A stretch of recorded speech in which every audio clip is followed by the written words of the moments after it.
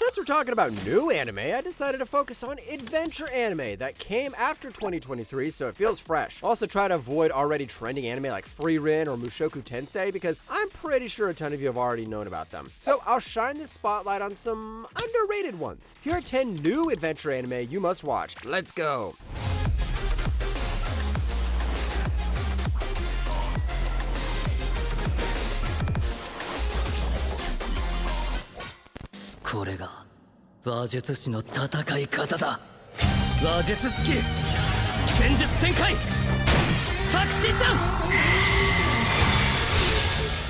Nolan Stolen comes from a village ruined by abyss beasts, where his heroic seeker grandfather died protecting it. Trying to surpass him, Noel aims to become the ultimate seeker, even though his talker class is considered the weakest. After joining the Blue Beyond Guild, he tries to form a clan, but a good old fantasy backstab leaves his funds completely drained. So my guy says screw it and travels alone, planning to rebuild a new team while crushing any foe standing in his way.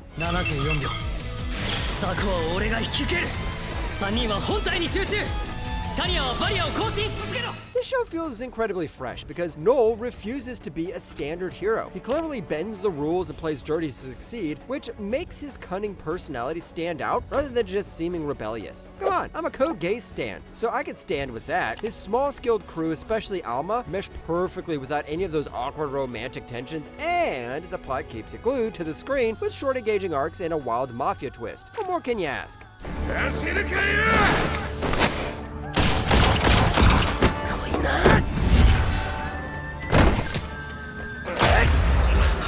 Vosh the Stampede is a legendary gunslinger with a huge bounty. But really, he's just a goofy donut-obsessed pacifist who uses his amazing skills to save folks. With reporters Meryl and Roberto chasing him, Vosh just wants a quiet life. But chaos somehow always finds him. His past with his twin brother Knives and their caretaker Rem is coming back to haunt him, and he's gonna come face to face with some serious danger. Millions Knives という名前は聞いたことあるかい?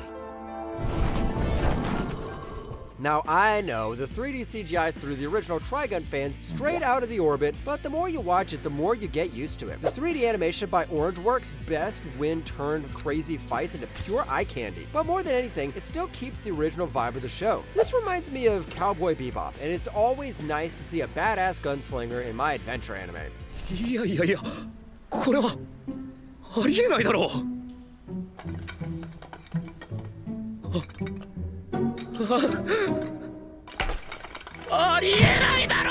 Rent Fena has the worst luck, getting eaten by a dragon only to wake up as a literal skeleton. He soon discovers he can evolve by smashing monsters, with his sights set on becoming a cool vampire to look human again. To hide his bony condition, he rocks a mask and starts fresh under the care of researcher Lorraine Vivier, pretending to be a rookie adventurer all over again. His secret mission is to climb to mithril rank while leveling up his undead form, ensuring the guild never catches on to his monster secret.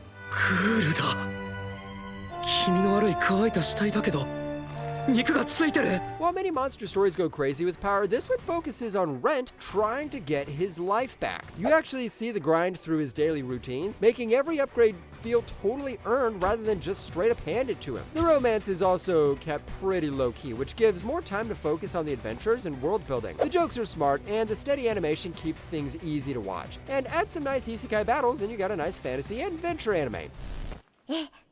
います。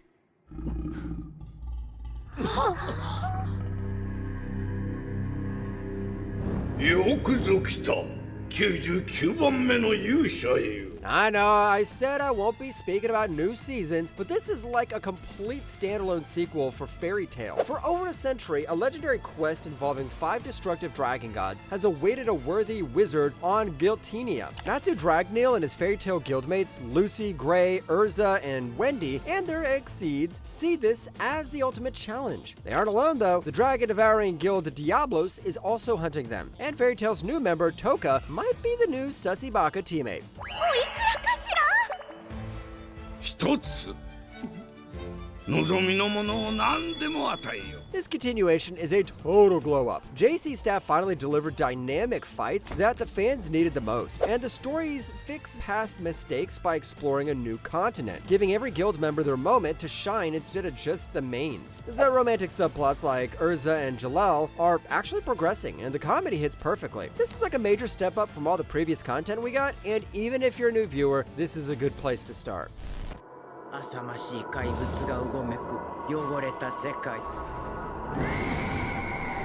地獄です 15 years after a catastrophe, man-eating monsters have taken over the planet. Young kids are kept safe from everything, but their curiosity keeps getting them in trouble. Meanwhile, the duo, Kiruko and Maru, are on a mission to find heaven, each dealing with their own heavy baggage and painful history from before. Lugging around the ruins of the world, they're basically looking for some answers and maybe a little bit of hope in all the chaos. ここより外ってあるんですか? ここより外はあります I honestly thought a sci-fi mystery adventure wouldn't work for me since I love rom-coms, but this show totally won me over. First off, that's a lot of genres to juggle, but this show does it really, really well. It doesn't just hand you the story on a silver platter, you actually have to think to put the pieces together. Their banter is awesome. The character designs are awesome. And more than anything, this is some A++ level world building we got here. You know what we adventure fans need, good world building. 刺激者ならお願いではなく命令すべきだろ Oh yeah, what's adventure without some good old Disney fairies? But this time, the roles are reversed and the fairy is a guy. Oh, and the fairies are enslaved, their wings are broken, and life is pretty tough. Should have mentioned that first. Anne Halford, a 15-year-old confectioner, hires a snarky fairy warrior named Shao as her personal guard. She promises to return his severed wing if she helps her reach the capital for the Royal Candy Fair, where she aims to become a silver sugar master.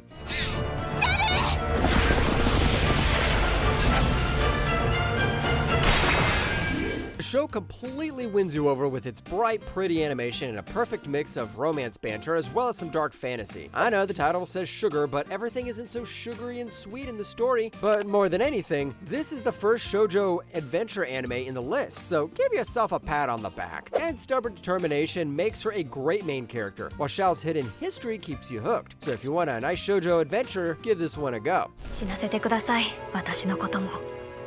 皆のように武士らしく。そうですか。では死になされ。Tokiyuki is this super privileged dude who totally hates sword fighting, would rather just vanish from problems instead. His whole life as the future shogun gets wrecked by a sudden attack, leaving him as the only one left. Feeling totally hopeless and cornered, this priest basically launches him into a crazy battlefield. There, his natural ability to dodge becomes his main tool, making him choose sneaky hiding spots over old school honor to keep his butt safe. あなた様の中の英雄は輝く。こら、死んだらどうする? This is like a soft anime remake of Ghost of Tsushima because it explores the same themes. It totally flips the script on samurai culture by cheering for staying alive instead of picking a flashy death. The art looks totally awesome, with smooth fights and wild camera moves that zoom across the screen. And if you didn't know, this was written by the same author who wrote Assassination Classroom. But the blood and violence here is turned ultra max compared to whatever Assassination Classroom had. これメッセージだ。僕みたいなこれから楽園を目指す人に向けたこの方向へ進めってやったぞなあジョアン。 An orb, known only as It, is cast to Earth to be observed from afar, changing forms by reflecting beings it sees. It starts as a rock, then moss, until it eventually becomes a wolf on a snowy day. That furry body breaks after being hit by a boy, and the boy decides to take him to his tribe. So the immortal being basically gets a trip through human nature. なんだよその顔。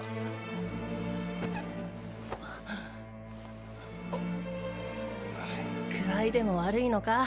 Now, this show is the Frieren before Frieren. It came in a season filled with ReZero mysteries and the Attack on Titan Season 4 chaos and still went into trending because it was none of that. It's just a perfect cinematic Christopher Nolan level movie about a boy's adventure with an immortal being. And that's what we need back in the day. Something to sit back, relax, and watch while eating some popcorn. Speaking of food... 私にもちょうだい。何これ? スライムの内臓の干物。Leos Toden's group is trying to rescue his sister Fallen from a dragon's stomach. Thanks to resurrection magic, they get another shot, so they explore a colossal monster-filled dungeon. Starving and poor, they find Senshi, a dwarf who cooks defeated creatures into amazing food.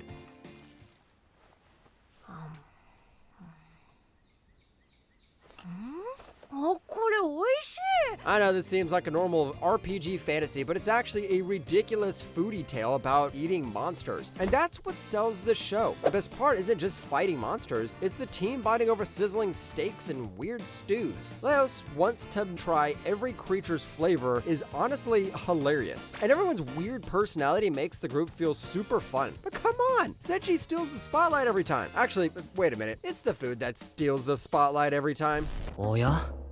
さあな。赤子の頃に里の長に殺されたとしか。理由は知らん。なんとも思わん。Gabimaru the Hollow, a ninja with a death sentence, keeps surviving impossible executions. Sagiri, the executioner, strikes a deal. Fetch the elixir of life from deadly Shinseikyo for a pardon. So, our guy joins other condemned criminals, all desperate to earn freedom so he can meet his waifu. No, I mean the guy actually has a wife. This man just wants to see his wife. Is that too hard? Yes, because the island is a nightmare of monsters and madness where no one returns sane. どうしてまだ耐える？未練などないはずだろう。空洞のはずだろう。